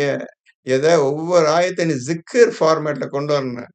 அதுக்கப்புறம் தான் என்னன்னு புரியும். நீங்க படிச்சத வச்சு எதுவும் அர்த்தம் ஈன்றாதீங்க. அதான் பெரிய தப்பு. இப்ப நீங்க படிக்கிறீங்களா? இதான் அது தப்பு தப்பா அது படித்ததுக்கு தப்பு தப்பா டிரான்ஸ்லேஷன் பண்ணிக்கிறாங்க, மொழிபெயர்ப்பு பண்ணிக்கிறாங்க. அது அதோட தப்பு. 2 தப்பான வரையும் நீ 3வது தப்பு பண்றீங்க. எது பண்றீங்க? அவன் தப்பா எழுத படிச்சுக்கிட்டு இதான் அர்த்தம்ன்னு நிக்கிறீங்க எல்லாரும். இதனால தான் உங்களுக்கு எந்த குரான் ஒண்ணும் புரியல. எதுவும் செய்ய முடியல. விட்டு எல்லாம் ஓடி போயிட்டீங்க இன்னைக்கு. அன்னைக்கு ஓடி போயிட்டாங்க. ரசூல் காலத்துல எல்லாம் ஓடி போயிட்டாங்க. ஓடுனது தான். ஓடுன கூட்டம் தான் உலகம் நிறைஞ்சிருக்கு. சரி அது இருக்கட்டும். அப்படி இருக்கட்டும். இப்ப சொல்லுங்க. இருந்த இடத்திலே உட்கார்ந்து கொண்டு அனைத்தையும் அடைய வேண்டும். அல்லாஹ் ரஹ்மத்தை முழுமையாக அடைய வேண்டும். பூமியில் பரவிச் சென்று பூமியில் பரவிச் சென்று என்றால், இருந்த இடத்திலே அல்லாஹ்வை நீங்க முற்றிலும் யாரென்று முழுமையாக புரிந்து கொண்டால், பூமியில் பரவிச் சென்று என்ற வார்த்தைக்கு அர்த்தம், அல்லாஹ்வை முற்றிலும் யாருன்னு அறிந்து கொண்டால், அல்லாஹ் சொன்ன விஷயத்தை செஞ்சாச்சு அர்த்தம். பூமி பரவி சென்றாச்சு அர்த்தம். இருந்த இடத்துல உட்கார்ந்து கொண்டு, இந்த உண்மையான இறைவன், கடவுள், தெய்வம் இத நீங்க கண்டுபிடிச்சுட்டு, அவன்ட்டேருந்து எல்லா விஷயத்தையும் நீங்க வாங்கிக்கிறீங்க, தெரிஞ்சுக்கிறீங்க, எல்லாம் செயல்படுத்துறீங்க. பரவி செல்லுன்னா அர்த்தம் இந்த மாரி எடுக்கணும். அப்ப நீங்க பரவி செல்லுங்கள அர்த்தத்தின் பிரகாரம் பரவி செல்லுங்க. உங்க ஊருக்கு போங்க. போய் என்ன செய்ய போறீங்க? இறந்தவங்கள எப்படி பார்ப்பீங்க நீங்க சொல்லுங்க? இறந்தவங்கள எப்படி பார்ப்பீங்க? எத கொண்டு பார்ப்பீங்க? பூமியில் பரவி சென்று பல அர்த்தங்கள் இருக்கின்றன. ஸிக்ர் மூலமாக ஸிக்ர் செய்து இறந்து போன விஷயத்த எல்லாம் கொண்டு வாங்க. உன் கண்ணு முன்னாலே காட்டப்படும். அனைத்தும் காட்டப்படும். கண்ணு முன்னால ஒவ்வொரு ஊரையும் அழித்தோம் என்று அல்லாஹ் சொல்கிறான். நபியே நீர் பார்க்கின்றீரா? இந்த ஹூத் ஆது சமூகத்தினரை ஹூத் என்ற நபி அனுப்பியிருந்தான். 7 நாள் பகலும் 8 நாள் இரவுமா இந்த நாள்ல விடாத மழையும், காற்றும் போட்டு அடி அடிச்சு அவங்கள ஹிம்சம் பண்ணி, கடைசி வரையும் கத்துன்னு கத்தி ஓயிற வரையும் 7 1/2 நாளு அவங்கள அநியாயம் பண்ணி அநியாயம் இல்ல. அவங்கள டார்ச்சர் பண்ணி அழிச்சான். அந்த ஊரே அழிச்சான். எந்த மக்கள? அந்த ஆதுடைய சமூகத்த அழிச்சான். அப்படின்னு குரான்ல எழுதி படிச்சுட்டீங்க. நபியே யாராவது உயிருடன் இருக்கின்றார்களா என்று பார்த்தீரான்னு ஒரு வார்த்தை கேட்குறாங்க. யாராவது உயிர் இருக்கிறாங்களா? எல்லாம் அழிச்சுட்டேன். எவனாவது சத்தம் கேட்குதா? கத்த கத்த அழிச்சுட்டான். அலற அலற அழிச்சுட்டேன். எவனாவது மிச்சம் எவனாவது தப்பிச்சுட்டானப்பா நபி தெரியுதா? யாராவது தெரியும்னு கேட்குறான். எந்த காலத்துல நடந்தது? 4000 வருஷத்துக்கு நடந்த விஷயத்த, இப்ப நடந்துட்டு இருக்கிற மாரி ரசூல்ட்ட கேட்குறான். அப்ப என்ன அர்த்தம் இதுலருந்து? ரசூல் அனைத்தையும் பார்த்துக் கொண்டிருக்கின்றார்.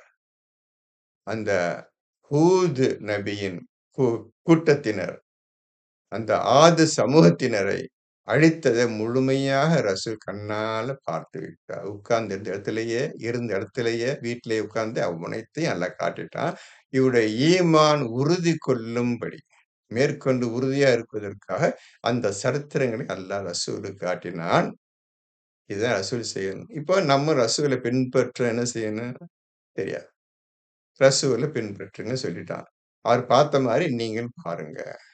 அவர் அடைஞ்ச மாரி நீங்களும் அடையுங்கள் என்று சொல்லுகின்றார். பூமியில் பரவிச் சென்று இந்த வார்த்தைக்கு பூமியில் பரவிச் சென்று சாதாரண சம்பந்தமில்லாத வார்த்தையா தெரியுது. இத நீங்க ஒழுங்காக ஓத ஆரம்பித்தால், எப்படி தூய்மையான பின்னர் தான் இதற்கு அர்த்தம் கிடைக்கும். நீங்க தூய்மையானவர்களைத் தவிர தொட முடியாதுன்னு சொன்ன பிறகு, உங்களுக்கு அர்த்தம் புரியாதுன்னு அர்த்தம். புரியாத விதத்தை படிச்சுக் கொண்டிருக்கிறீங்க. நீங்க உடனே இது தூய்மையாகணுமே, அதுக்கு என்ன செய்யணும் என்று நீங்க குர்ஆன்ல பார்க்கிறது கிடையாது. குர்ஆன்ல எல்லா தெளிவும் போட்டாச்சு. நீங்க படிக்க தெரியல. படிக்கிறதுக்கு ஆசை இல்ல. எந்த முயற்சியும் பண்ணல. போற போக்கு தேவையில்லாத செயலா போயிட்டு இருக்கு. இதை அறிஞ்சிக்கிற எண்ணத்தோடு ஓதவில்லை. இந்த மாரி சொல்லிட்டா, இது சாதாரண உங்களுக்கு தெரியுது. எந்த பூமி பரவி சென்று எத பார்க்கிறது? நான் ம முதல் தோன்றலை எவ்வாறு ஆரம்பித்து, பின்னர் அடுத்த பிற்தோன்றலை எவ்வாறு கொண்டு வந்தோம் என்று நீங்க பார்க்கவில்லையா? பின் தோன்றல்களை எவ்வாறு கொண்டு வந்தோம் என்று பார்க்கவில்லையாண்டா, ஆதம் ஸ்டேஜுக்கு போயிட்டான். அத நீங்க பார்க்க நேத்து நடந்த நூஹு, ஹூத் எல்லாம். ஆதம் ஸ்டேஜுக்கு போய் எவ்வாறு மனிதனை படைத்தோம் என்று பார்க்கவில்லையான்னு கேட்டானே. எல்லாத்தையும் பார்க்கணுமே. என் பிள்ளைக்கு எல்லாம் கேட்கிறான். என்ன செஞ்சுட்டு நீங்கன்னு கேட்கிறானே. அப்போ நீங்க ஓதுறது மனசு ஒரு பக்கம், கண் ஒரு பக்கம் இருக்குது. இப்ப பேருக்கே ஓதிட்டு இருக்கிறீங்க. டக்குன்னு நிப்பாட்டணும். அறிவுல என்ன செய்வான்? என்ன இந்த மாரி சொல்லிட்டானா? இது எப்படி செய்றது? இது நடைமுறை சாத்தியமா? எந்த ஊர்ல எல்லாம் ஊரு ஃபுல்லா டோட்டலா காஃபிர் கூட்டம் போயிருச்சு. உலகமே காஃபிர் கூட்டம் போயிருச்சு. எந்த ஊர்ல போய், எந்த துனியால போய் மனிதன பார்க்கிறது, தேடுறது?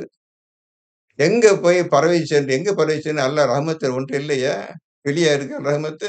அல்லாஹ் ரஹ்மத்தை தேடிக் கொள்ளுங்கன்னு சொல்றானே பரவி சென்று. எங்க பரவி போறீங்க? இப்பல்லாம் கேள்வி கேட்டு, கேள்வி கேட்டு நீங்க ஓதணும். அப்ப எந்த கேள்வியும் கேட்காமல், உங்கள நீங்கள் திருத்திக் கொள்ளாமல், நீங்க உங்களுடைய அறிவ நீங்க உபயோகப்படுத்தாமல் ஓதிக் கொண்டிருக்கின்றீர்கள். அதான் உண்மையான விஷயம் என்னன்னு கேட்டா, உங்கள் அறிவை நீங்கள் உபயோகப்படுத்தாமல், அந்த அறிவு அப்படியே தூங்குது. சும்மா மேல படிச்சுட்டே போயிட்டு இருக்குது. இதுக்கு அர்த்தம் சொல்ல ஆரம்பிச்சுட்டீங்க. மனிதர்கள் உங்களும் சொல்ல மனிதர்களுக்கு அர்த்தம் சொல்ல ஆரம்பிச்சு. இதான் பேச ஆரம்பிச்சுட்டீங்க. ஒண்ணும் இல்ல உப்புச்சப்பு எதுவுமே இல்லாத விஷயத்தை வைத்துக்கொண்டு, இதுதான் இஸ்லாம் என்ற நிலையில நீங்க இருக்கிறீங்க. ஆகவே உங்களுக்கு நான் சொல்லித் தருவது என்னவென்றால், அல்லாஹ்வின் உதவியைக் கொண்டு ஓதுகின்ற முறை. இந்த விஷயத்தை ஒவ்வொரு விஷயத்தையும் எப்படி கேள்விகளை எழுப்புவது? அந்த கேள்வி எழுப்பினால், அந்த கேள்வியை நீங்கள் கொண்டு வந்தா, அதுக்கு பதில் இருக்கிறதா? அடுத்த செகண்ட் பதில் இருக்கிறதா அதுக்கு? என்று 2 விஷயம் உங்களுக்கு வரணும். ஒரு ஆயத்த படிக்கும்போது, ஒரு கேள்வியை நீங்கள் கேட்பீர்களேயானால், அந்த கேள்விக்கு பதில் குர்ஆன்ல இருக்கின்றதா? என்ற அந்த விஷயத்தை நீங்க அறிந்து கொள்ள வேண்டும். அப்படி இருந்தால், நீங்க கேட்ட கேள்விக்கு பதில் இருக்குது. விடை கிடைத்து விட்டது. நீங்க நேரான பாதையில் இருக்கின்றீர்கள். இப்படியாக தான் ஒவ்வொரு ஆயத்தையும் நீங்க ஓதணும். இப்ப சொல்லுங்க. அந்த 30, 23க்கு இவ்வளவு விஷயங்கள் அடங்கியிருக்கின்றன. நீங்கள் எத்தனையோ தடவை படித்திருப்பீர்கள். சொல்லுங்க. சார், தூய்மை அடையணும்னா, இப்ப நம்ம குரான் படிக்கிற அந்த உலக வாழ்க்கைய விட்டுட்டு வெளியில வந்துட்டோம். வேற என்ன சார் தூய்மைன்னா என்ன? வேற என்ன அடையும்? இப்போ இப்போ நீங்க கேட்கிற கேள்வி தான் சரி சொல்றேன். இப்போ அல்லாஹ் என்ன சொல்றான்? இப்ப நான் உங்களுக்காக திருப்பி 4:49 எடுங்க தம்பி. கேட்டது சரியான கேள்வி. என்ன செய்ய கேட்டீங்க. அப்ப எல்லாரும் அதே என்ன செய்ய கேட்கிறீங்க. இப்போ ஆண்டவன் சொல்றான். படிங்க இப்ப 4:49 படிங்க.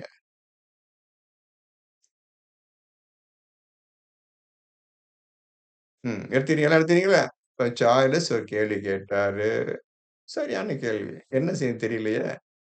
தூய்மை சொல்லிட்டு இருக்கிறானே தானே, தூய்மை என்ன செய்யணும்னு குரான் எங்க போய் தேடுறது? இருக்கு குரான்ல இருக்குது. அதான் சொன்னேன் முதல்ல ஓதிக்கிறேன் குரான. திருத்திக்கிருங்க.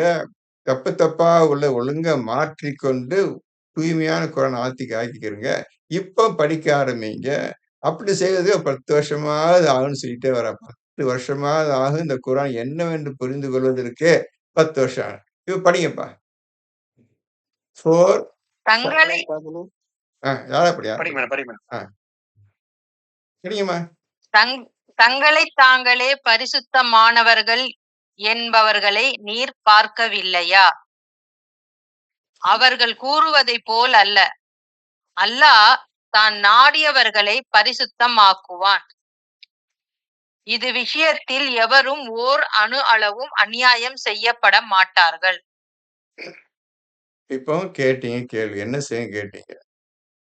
எல்லாரும் நாங்க தூய்மையா இருக்கிறோம். நாங்க சுத்தமா இருக்கிறோம். நாங்க ஈமான் கொண்டா இருக்கிறோம். நாங்க மூமினா இருக்கிறோம். நாங்க அதா இருக்கோம். எல்லாம் உலகம் பேசுகிறீங்களா? நாங்க முசல்மானா இருக்கிறோம். நாங்க அதா இருக்கோம் பேசுறீங்க. ஒரு அளவுக்கு லாயக்கு இல்லாத கூட்டம் தான் பேசிட்டு இருக்குது. நாங்கலாம் முசல்மான், நாங்கலாம் முஸ்லீம், நாங்க இஸ்லாமியன் தேவையில்லாத பேச்சு. உருப்படாத பேச்சு. இப்போ அல்லாஹ் சொல்லுகின்றான். இந்த மாதிரி சொல்ற கூட்டத்தான் தாங்களே தாங்களே தூய்மையானவர்கள் என்று சொல்லிக்கொண்டு நீர் பார்த்தீரா? நபியே பார்த்தீரா? நீ பார்த்தாகிறீங்க இங்க. உங்க முன்னால நாங்க தூய்மையாயிட்டோம். நான் ஈமான் கொண்டுட்டோம். உங்க பேச்ச கேட்டுட்டோம் என்று சொல்லக்கூடிய கூட்டத்தினரை நீர் பார்த்தீரா? எல்லாம் பார்த்து நபியே எல்லாம் பார்த்துக்கிருங்க. எதுக்கு லாயக்கு இல்லாதவங்க. இப்ப அல்லாஹ் சொல்றான். அல்லாஹ் தான் நாடியவர்களை தூய்மைப்படுத்துகின்றான். அல்லாஹ் தான் நாடியவர்களை நான் யார விரும்புறேனோ அந்த மனிதரை தூய்மைப்படுத்துகிறேன் என்று அல்லாஹ் இப்பொழுது சொல்லுகின்றான். இப்போ என்ன செய்யறது? அவன் தான் அவங்க தூய்மைப்படுத்த போறான். நம்ம அனைவரையும் அல்லாஹ் தான் தூய்மைப்படுத்தப் போகின்றான். தூய்மை இல்லாமல் தான் நான் இப்பொழுது வாழ்ந்து கொண்டிருக்கின்றோம். குர்ஆனை ஓதுகின்ற முறையை ஒழுங்காக கவனித்து ஓதினால், நாம் தூய்மையாவதற்கு சீக்கிரம் வழி பிறக்கும் தம்பி சார்ல்ஸ். சரிங்க சார். நல்லா கேட்ட கேள்விக்கு, நீங்க ஓதுற முறையில் எந்த குறையும் இல்லாம முறையே கடைபிடிச்சிருங்க. இப்ப அது போல செய்யலாம் நீங்க தாராளமா செய்யலாம். ஓதுகின்ற முறையை ஒழுங்காக எல்லோரும் கடைபிடித்துக் கொண்டால், தூய்மையாவதற்கு வழி பிறக்கும். அதுல எந்த சந்தேகமும் கிடையாது. வழி பிறந்து விட்டால், இப்ப அல்லாஹ் சொல்லுகின்றான், தன் நாடியவர்களைத் தவிர மற்ற யாரும் தூய்மையாக முடியாது. வழி பிறந்துருச்சுன்னா, தன் நாடியவர்கள் அர்த்தம். வழி பிறந்துருச்சுன்னா, ஒழுங்கா ஓதி விஷயத்தை ஒழுங்கா புரிந்து கொண்டு வாழ்க்கை மலர்ந்து விட்டால், அல்லாஹ் நாடிவிட்டான். தன் நாடியோரை தூய்மைப்படுத்துகின்றான். இப்போ அல்லாஹ் சொன்ன இந்த குர்ஆன ஓதுவீர்களேயானால், இந்த குர்ஆன் கொடுத்தவன் யார் என்று புரிய அவன் தான் உங்களை தூய்மைப்படுத்தப் போகின்றான். அவனைத் தெரியாமல், புரியாமல் எப்படி உன்கிட்ட வந்து தூய்மைப்படுத்துவான் அவன்? அதான் ஆரம்பத்துல சொல்றேன். முதல் தூய்மையாவதற்கு முன்னர் இந்த அல்லாஹ்வை அறிந்து கொள்ளுங்கள். இவன் தான் உண்மையான கடவுள், தெய்வம் என்பதை அறிந்து கொள்ளுங்கள். அப்படி அறிந்து கொள்வீர்களேயானால், இவனை அல்லாஹ் நாடிவிட்டான். ஒழுங்கான முறையில் குர்ஆன ஓதி, வாழ்க்கை அமைத்துக் கொண்டு, என்னை அறிவதற்குண்டான வழியில் தேடி, என்னை அறிந்து கொண்டான். இவனை தூய்மைப்படுத்தினால் தான் மேற்கொண்டு இவன் முன்னேற முடியும் இந்த குர்ஆன் விஷயத்தில் என்று உணர்ந்து, தன் நாடியவர்களை இப்படிப்பட்ட மனிதனை அல்லாஹ் தூய்மைப்படுத்துகின்றான். ஆகவே இறைவன், இந்த கடவுள் ஒண்ணு இருக்கின்றான்னா இல்லையா? இருந்தால் அவன் யார்? இருந்தால் அவன் யார் என்பதை புரிந்து கொண்டால் நீங்கள் தூய்மை அடைந்து விட்டீர்கள் என்று அர்த்தம் தம்பி.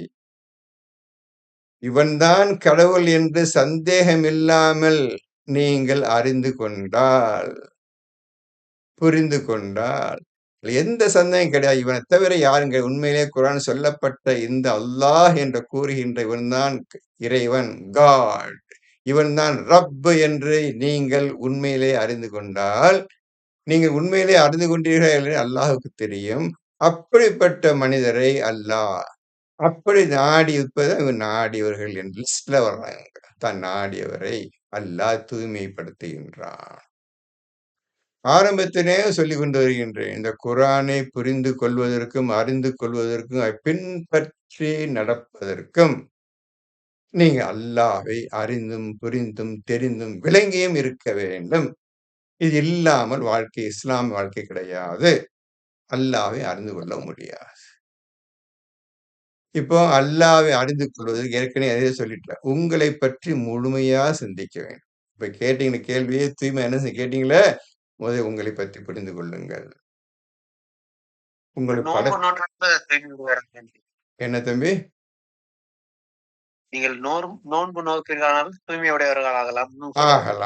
நோன்பு நோற்றால் தூய்மையாகலாம். நோன்பு நோற்பதற்கு என்ன காரணத்திற்காக நோன்பை நோற்க வேண்டும்? அப்படி அடுத்த கேள்வி வருதுல்ல? என்ன தம்பி சரியா? ஆமா. ஆமா. என்ன காரணத்திற்காக நோம்புன்னா பட்டினி காலைல சாப்பிட்டு சாயங்காலம் நோம்பு தொறக்க வீடியோ எடுத்து போடுறதா நோம்பு? அதுக்கு வெறும் பட்டினி கிடந்து சாவறீங்கன்னு அர்த்தம். அது நோன்பு கிடையாது. வெறும் பட்டினி சாவு. தேவையில்லாத பட்டினி அது. எதற்காக நோன்பு நோற்க வேண்டும் என்றால், சுருக்கமா சொல்லிடுறேன். நீ அல்லாஹ் உங்களுக்கு கொடுத்த அருளையும், அல்லாஹ் யார் என்று உணர்ந்து உங்களுக்கு தன்னை பற்றி உங்களுக்கு விளக்கியதையும், நீங்க அல்லாஹ்வுக்கு நன்றி செலுத்துவதற்காகவுமே இந்த நோன்பு உங்களுக்கு விதிக்கப்பட்டிருக்கின்றது. நீ கேட்ட கேள்விக்கு உடனே பதில் குர்ஆன்ல காட்டுன்னு. அப்பதான் குர்ஆன் விஷயம் புரிஞ்சவங்க அர்த்தம். இப்ப டேக் 2ல 185 2வது சூறால 185 எல்லோரும் எடுத்துக்கொள்ளுங்கள், குறித்துக் கொள்ளுங்கள். அவர் கேட்ட கேள்வி இப்ப எழுதி கொள்ளுங்கள். கேள்விக்கு பதில் 180 சொல்றேன். இவங்க எழுத வேண்டியிருக்காமா? நீங்க எழுத வேண்டியிருக்கு. எழுதிக்க தம்பி. இப்ப சார்ல்ஸ் கேட்ட கேள்விக்கு என்னத்துக்கு நோவு பிடிச்சா தூய்மையா சொன்னாங்க. கரெக்ட், நோவு பிடிங்க. அப்போ எந்த விஷயத்துக்காக நோவு பிடிக்கணும்? தூய்மையாவதற்கு நோவு பிடிக்கணும். அப்ப நோம்பு பிடிப்பதற்கு, நோன்பை நோற்பதற்கு நீங்கள் எந்த வகையில் இருக்க வேண்டும்? உங்களுடைய கெப்பாசிட்டி, உங்களுடைய தகுதி என்னவாக இருக்க வேண்டும் நோன்பு நோற்பதற்கு? இப்ப படிங்கப்பா. 2ல 185 கடைசி 5 வரி படிங்க. கடைசி 4 வரிய படிங்க. 2ல 185 உங்களுக்கு வழி காட்டியதற்காக நிறுத்துங்க. அல்லாவின் நிறுத்துங்க. தம்பி, உங்களுக்கு வழி காட்டியதற்காக உங்களுக்கு இப்பொழுது நான் வழியை காட்டிட்டேன். குர்ஆன் எப்படி ஓத வேண்டிய முறையை கற்றுக் கொடுத்துட்டேன். ஓதிக்கிட்டே வாங்க. இந்த முறையில மேன்மையாகிட்டே வாங்க. உங்களுக்கு வழி காட்டியதற்காக வழியை அடையலாம். என்ன வழியும் காட்டல. நம்ம எதுவும் தெரியல. தெரியாம பொழிஞ்சிட்டு இருக்கிறோம். உங்களுக்கு வழியை காட்டியதற்காகவும் எழுதிக்கங்க எல்லாரும். அல்லாவின் மகத்துவத்தை நீங்கள் போற்றி அல்லாஹ்வின் நன்றி மகத்துவத்தை, அல்லாஹ் எப்படிப்பட்டவன் என்பதை நீங்கள் போற்றி புகழ வேண்டும். அப்போ ஏற்கனவே சொன்னேன், இப்போ சற்று முன் சொன்னேன், அல்லாஹ்வை நீங்கள் புரிந்து கொள்ளாமல் இந்த குர்ஆன் புரியாது. எந்த விஷயம் சொல்லப்பட்ட எந்த விஷயத்தையும் உங்களால செய்ய முடியாது. முதல் வழிகாட்டுறான். இந்த குர்ஆன் கொடுத்துட்டான். ஓதிட்டே வா. அது சொல்லப்பட்ட விஷயத்து பிரகாரம் இருந்துகிட்டே வா. நான் எப்படி ஓத வேணும் முறை கற்றுக் கொடுத்திருக்கிறேன். அதன்படி வா.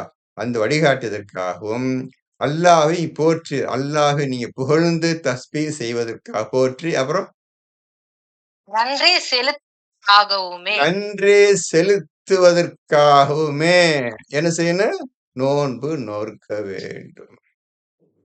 இந்த 3 விஷயத்தை செய்வதற்காகத்தான் உங்க நோன்பை அல்லாஹ் ஏற்படுத்தியிருக்க. நோன்பு சாதாரண விஷயம் கிடையாது. நோன்பு ஒன்று சாதாரண விஷயம் கிடையாது. இந்த 3ஐயும் செய்ய நீங்கள் தகுதி உடையவர்களாக இருந்தால், நோன்பை நோருங்கள். நேர்ச்சையில் இருங்கள். இது 3 என்னவென்று உங்களுக்கு தெரியாது.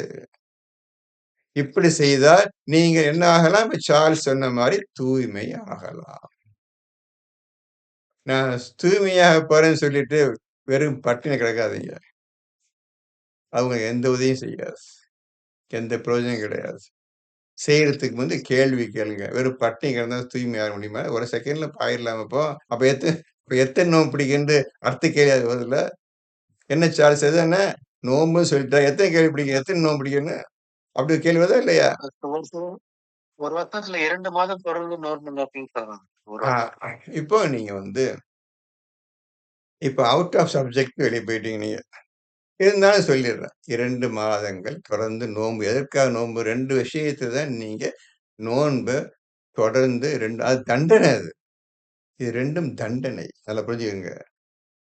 இது 2 தண்டனை. நீங்க உங்க தாய போயி உங்க மனைவிய போய் என் தாய், தாய்ன்னு சொல்லிட்டீங்கடா, அது மகத்தான கெட்ட பேச்சு, கெட்ட செயல்.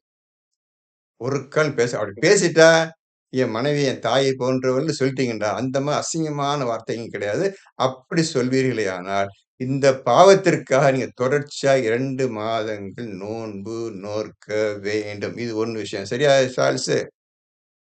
சரிங்க சார். 2வது விஷயம். மூமினான ஒரு மனிதனை தெரியாமல் கொன்றுவிட்டால் தெரியாமல் கொன்றுவிட்டால், அதற்காக தண்டனை பரிகாரம் 2 மாதங்கள் தொடர்ச்சியாக நோன்பு நோற்க வேண்டும். இது படிச்சிருப்பீங்க. சரியா? இந்த விஷயத்துக்காக தான் 2 மாசம், 2 மாசம் வருது. இந்த 2 மகத்தான தண்டனை, மகத்தான செயல், மோசமான செயல். இது 2க்காக தான் நீங்க தொடர்ந்து 2 மாசம் அதுக்கு இந்த பாவத்துக்காக பரிகாரம். அதே மாரி வருது. அப்ப இதுக்கு அந்த நோன்புக்கு எந்த சம்பந்தம் இல்லைன்னு புரிஞ்சுக்கிட்டீங்களா தம்பி? ஆமா சார். எல்லாம் புரிஞ்சுக்கங்க. உங்க மட்டும் இல்ல, எல்லாருக்கும் எல்லாம் கேட்டுக்கிடுங்க. இந்த 2 விஷயத்த தான் 2 தொடர்ச்சியா நோன்பு பிடிக்க விடாம. தண்டனை இது. தப்பான காரியம் இது 2 தப்பான காரியம். வேண்டுமென்றே ஒரு மூமினை நீங்க கொலை செய்து விட்டால், இதற்குள்ள பரிகாரம் இது போட்டிருக்கிறது. இப்போ நம்ம வந்து இப்ப அல்லாஹ் புரிஞ்சுக்கிற விஷயத்துல பேசிட்டு இருக்கிறோம். அல்லாஹ் புரிஞ்சுக்க முதல்ல. அவன புரிஞ்சாதான் அவன் உங்களுக்கு வழியை காட்டுவான். அந்த வழியை காட்டியதற்காக, நீங்கள் அவன போற்றி புகழ்வதற்காக, அல்ஹம்துலில்லாஹி ரப்பில் ஆலமீன் வார்த்தை வருதுல்ல, அவன புகழைக் கொண்டு நீங்க தஸ்பீஹ் பண்றீங்க. இது செய்வதற்காக அப்ப அல்லாஹ் தெரிஞ்சிருந்தால் தான் நீங்கள் அல்லாஹ்வை போற்றி புகழ முடியும். அல்லாஹ்வையும் தெரியாமல், அவன் புகழ பற்றி என்னவென்றும் தெரியாமல், எப்படி நீங்க அல்லாஹ்வை போற்றி புகழுவீங்க? உண்மை தெரியாம சமயத்துல. 3வது வந்து நீங்கள் நன்றி செலுத்துவதற்காகவுமே இந்த நோன்பை அவன் விதியாக்கி இருக்கின்றான். இதுதான் 185 நோன்பின் விசேஷம். இதுக்கு பேர் தான் அல்லாஹ் உங்களுக்கு ஏற்படுத்திய நோன்பு. அந்த நோன்பும் எத்தனை நாள் என்று சொல்லவில்லை. அதை புரிஞ்சுக்கணும். எல்லாம் எழுதி வர்றீங்கல்ல, எந்த விஷயத்துக்கு இந்த கேள்விக்கு என்ன பதில் சொல்லிட்டேன். வேகமா எழுதணும். மனசுல பதிய வைக்கணும். திருப்பி இந்த கேள்வி கேட்கக்கூடாது. இப்ப இது முன்னேறத்த வழிய பார்க்கணும். சொன்னதுலேருந்து அடுத்த முன்னேற்றம் என்ன என்று யோசிச்சு நீங்க வந்து முன்னேறி அதுக்குள்ள பதிலையும் கண்டுபிடிச்ச விஷயத்தையும் மக்களுக்கு சொல்லணும். அத்தோட விட்டு போயிடக்கூடாது. அத்தோட விட்டு போய் தான் இருக்கிறீங்க. இன்னைக்கு தான் இருக்கிறீங்க. பார்ப்போம். நாளைக்கு என்ன செய்ய போறீங்க பார்ப்போம். இப்போ நோன்பு நோற்பீர்களானால் தூய்மை அடைவதற்காக நோன்பு நோருங்கள்னு சொல்லியாச்சு. அப்போ நோன்பு செய்றவனுக்கு ஒரு இது வேணும். குவாலிஃபிகேஷன் வேணும். அது செய்வதற்குள்ளான தகுதி அடைந்திருக்க வேண்டும். அல்லாஹ்வை பற்றி முழுமையா புரிந்திருக்க வேண்டும். அறிந்திருக்க வேண்டும். அவன் புகழைப் பற்றி தெரிந்திருக்க வேண்டும். அல்லாஹ் இந்த வார்த்தைக்கு உண்மையா அர்த்தம் தெரிஞ்சிருக்கணும்.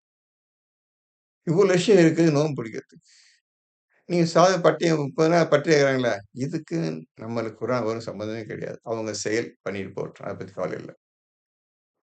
நீங்க குரான் ஃபாலோவர்ஸ். அவங்க நான் குரானிக் ஃபெலோஸ்.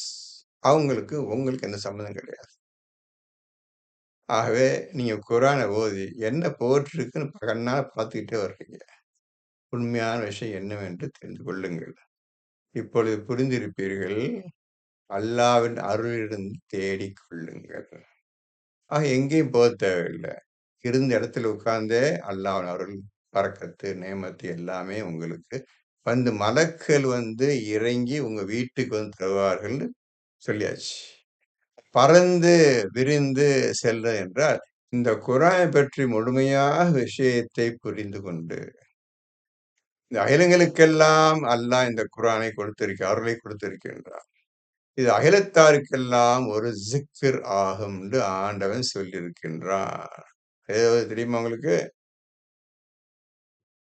ஸிக்ரில் லில் ஆலமீன். 38ல கடைசி ஆயத்துக்கு முந்தின ஆயத்த பாருங்க. 38வது சூறாவுல இந்த ஸிக்ர் எப்படிப்பட்டதுன்னு சொல்லியிருக்கிறான். இததான் நீங்க பறந்து விரிந்து இந்த பூமியில் பரவிச் சென்றுன்னு அர்த்தம். எல்லாம் புது விஷயம் சொல்றேன். இப்ப எழுதுறீங்களா? இல்ல உட்காந்துருக்கீங்களா? அதையும் புரிஞ்சு கேட்டுக்கிறேன். நல்லதுக்காக எழுதுங்க நல்லதுக்காக சொல்றேன். 38ல கடைசி ஆயத்துக்கு முன்னாடி படிங்க. இன்ஹுவ இல்லா ஸிக்ரின் லில் ஆலமீன் இருக்குதா இல்லையா? ஆமா காக்கா. ஆ. இது அகிலங்களுக்கெல்லாம் ஜிகிர் அன்றி வேறில்லை. இது அகிலங்களுக்கெல்லாம் ஸிக்ர். இப்ப வானங்கள் பூமிக்கும் ஸிக்ர் தான். பூமிக்கும் வானங்களுக்கு இடைப்பட்ட அனைத்து வஸ்துக்களுக்கும் ஸிக்ர் தான். உனக்கும் ஸிக்ர். மனிதர் அனைவருக்கும் ஸிக்ர். இந்த ஸிக்ர வைத்துக் கொண்டுதான் என்னுடைய படைப்பையும், என்னையும் நீ அறிந்து கொள்ள முடியுமே தவிர, வேறு எதாலும் ஒரு காலும் முடியாது. அகிலங்களுக்கெல்லாம் ஸிக்ர். அகிலங்களுக்கெல்லாம் அருளாக இந்த குர்ஆனை அனுப்பியிருக்கின்றார். நீ அகிலத்தாருக்கெல்லாம் அருட்கொடையா இருக்கின்றீர் நபியே என்று நபியை அல்லாஹ் சொல்லுகின்றான். இதுக்கெல்லாம் அர்த்தம் என்ன? இதுக்கெல்லாம் அர்த்தம் என்னப்பா சொல்லப் போறீங்க? இன் ஹுவ இல்லா ஸிக்ரின் லில் ஆலமீன். இப்போ இந்த ஸிக்ரை அடைய வேண்டும். நபியை பின்பற்றினால்தான் நீங்கள் இந்த ஸிக்ரை அடைய முடியும். இந்த ஸிக்ர் இல்லாமல் உங்களுடைய வாழ்க்கை கிடையாது. இஸ்லாமிய வாழ்க்கை கிடையாது. நரக வாழ்க்கை தான். இதில் எந்த சந்தேகமும் கிடையாது. நாம் இதுவரை குர்ஆனையே ஓதவில்லை, தொடவும் இல்லை. இதுதான் இன்றைய நிலைமை. எடுத்து விட்டோம். எடுத்தத இன்னும் சரியாக நிறைவேற்றுவதற்குண்டான வழியை நாம் கண்டு கொள்ளவும் இல்லை, பார்க்கவும் இல்லை, அதை செய்யவும் இல்லை. நம்ம போக்கு மிக்க தவறான போக்காக போய்க் கொண்டிருக்கின்றது. நீங்கள் உணராமல் இருக்கின்றீர்கள். நான் உணர்ந்ததை உங்களுக்கு சொல்லிக் கொண்டிருக்கின்றேன் அல்லாஹ்வின் கிருபையால். இதில் எதுவும் தவறு வந்து விடக்கூடாது என்று அல்லாஹ்விடம் பிரார்த்தனையும் செய்து கொண்டுதான் உங்களை பேசிக் கொண்டிருக்கின்றேன். நன்றாக ஓதுங்கள்.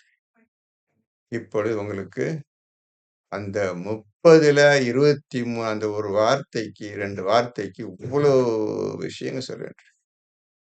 அவ்வளவு நீங்க அறியாத புது விஷயங்கள்.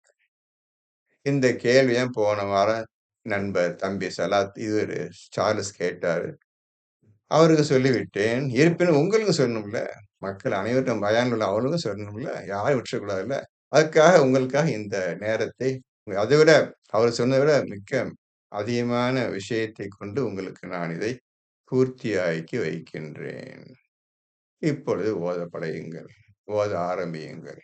எப்படி நீங்க செய்யப் போகின்றீர்கள் என்பதை நன்றாக தெரிந்து கொள்ளுங்கள். இப்ப என்ன சொல்லப் போறீங்க? நல்லா படிச்சுட்டு, ஓதிட்டு, நான் உங்கள்ட்ட கேட்டுக்கொள்வதெல்லாம் இந்த 1 மணி நேரம் 1 1/2 மணி கேட்கிறீங்களே, என்ன புரிஞ்சுக்கிட்டீங்கன்னு சொல்லி தானே கேட்கிறேன். ஒரு வார்த்தை இல்ல. நீங்க நன்மைக்காக கேட்கிறேன். என்ன புரிஞ்சுக்கிட்டீங்க இதுல? எது புரியல? இது தப்பா சொல்லிட்டீங்களே! என்னம்மா சொல்லுவீங்கன்னு பார்த்தா, யாரும் வாய தொறக்கிறதே கிடையாது. சரி, ரொம்ப சந்தோஷம். இப்படி இருந்தா ரொம்ப கஷ்டம். புரியாது. வாய தொறந்து பேசுன்னு அல்லாஹ் சொன்ன இந்த மாரி இருக்கு, இந்த மாரி இருக்குது. இதுக்கு என்ன அர்த்தம்? இப்ப சார்ல்ஸ் கேட்டார்ல. அந்த மாரி ஒவ்வொருத்தரும் இந்த மாரி இந்த மாரி கேள்வி கேட்கணும். இதுக்கு என்ன அர்த்தம்? தொழுகைன்னா என்ன அர்த்தம்? சலாத்னா என்ன அர்த்தம்? ஹஜ்ஜுன்னா என்ன அர்த்தம்? இந்த மாரி இது நீங்களே கண்டுபிடிக்கிற விஷயம் அதெல்லாம். அன்னைக்கு கேட்டேன். அல்லாஹ் என்ன உங்களுக்கு கட்டளை இட்டிருக்கின்றானோ, அனைத்தையும் அவன் தான் செய்து முடிப்பானத்தை நீங்க செய்ய முடியாதுன்னு சொன்னேன். அப்ப நீங்க செய்யக்கூடிய காரியம் என்னன்னு கேட்டேன். ஒருவர் சொன்னார், குர்ஆன் ஓதிட்டே இருக்குன்னு சொன்னார். ஓதிட்டே இருந்தாப்புல, என்ன செய்ய சொல்லுங்க? இப்ப என்ன செய்யணும் சொல்லுங்க? அது கேட்டு 2 வாரம் மேல ஆச்சு. நீங்க என்ன செய்யணும் அப்போ? அவன் தான் எல்லாம் செய்ய போறான்பா. உங்கள தூய்மையாக்க போறான்பா. உங்கள ஈமான் கொண்டு ஆக்க போறான்பா. உங்களுக்கு தக்வாவை தர போறான்பா. அவன் தான் இஸ்லாத்துக்கு நுழைய வைக்க போறான்பா. அவன் தான்ப்பா உங்க முஸ்லீம் ஆக்க போறான்பா. எல்லாமே அவன் தான்ப்பா செஞ்சு சொல்லிட்டு அவன் செய்றான் உங்களுக்காக செய்றாங்கப்பா. அப்ப நீங்க என்ன செய்ய போறீங்க? நீங்க என்ன செய்ய சொல்லுங்க? அப்ப அன்னைக்கு கேட்ட கேள்வி அப்ப வந்தாச்சு. அப்ப என்ன செய்யணும்னு கண்ணு சிந்திக்கல. விட்டாச்சு அத. பாத்தீங்களா? இதான் உங்க ஓதுற முறை இருக்கு. கேள்வி கேட்டானு பதில் சொல்லி ஆகணுமே, கேட்டேன்னு சொல்றது அது எண்ணமே இல்ல. சுத்தமா இல்ல.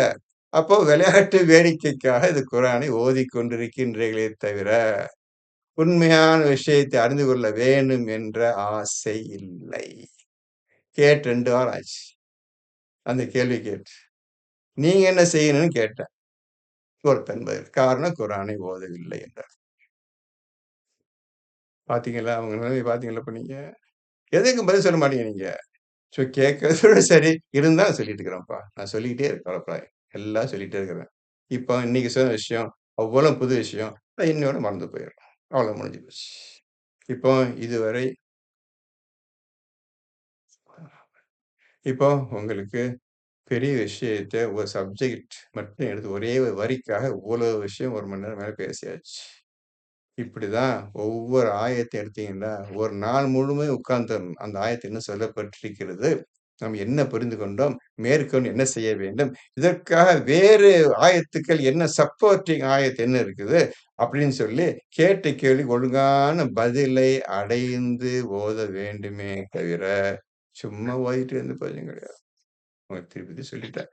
ஓதிட்டு வாங்க. அல்லாஹ் கிருபையால உங்களுக்கு அடுத்த மீட்டிங்ல உங்களுக்கு இதை பற்றி மேற்கொண்டு இதே மாரி நல்ல கேள்விகள் புரியாது இது கஷ்டம் தான். சொல்லி தான் விளங்க வைக்க வேண்டும். புரிய வைக்க வேண்டும். விளங்க வைக்க முடியாது. புரிய வைக்க முடியும். இப்படி சொல்லியிருக்கிறான். இதுக்கு அர்த்தம், இதுக்கு அர்த்தம் இல்ல. இப்ப நீங்க அர்த்தம் கண்டுபிடிக்கணும். புதிய புதிய அர்த்தங்கள், இந்த மாரி அர்த்தங்கள் வருது சொல்லுங்க. பிஸ்மில்லா அடுத்த ஆ பயானில் மேற்கொண்டு புதிய விஷயங்களை பார்ப்போம். அதுவரையும் பொறுத்திருங்கள். சொன்னத சிந்திச்சு ஓதிக்கிட்டு வாங்க. அல்ஹம்துலில்லாஹி ரப்பில் ஆலமீன். ஹஸ்புனல்லாஹ்.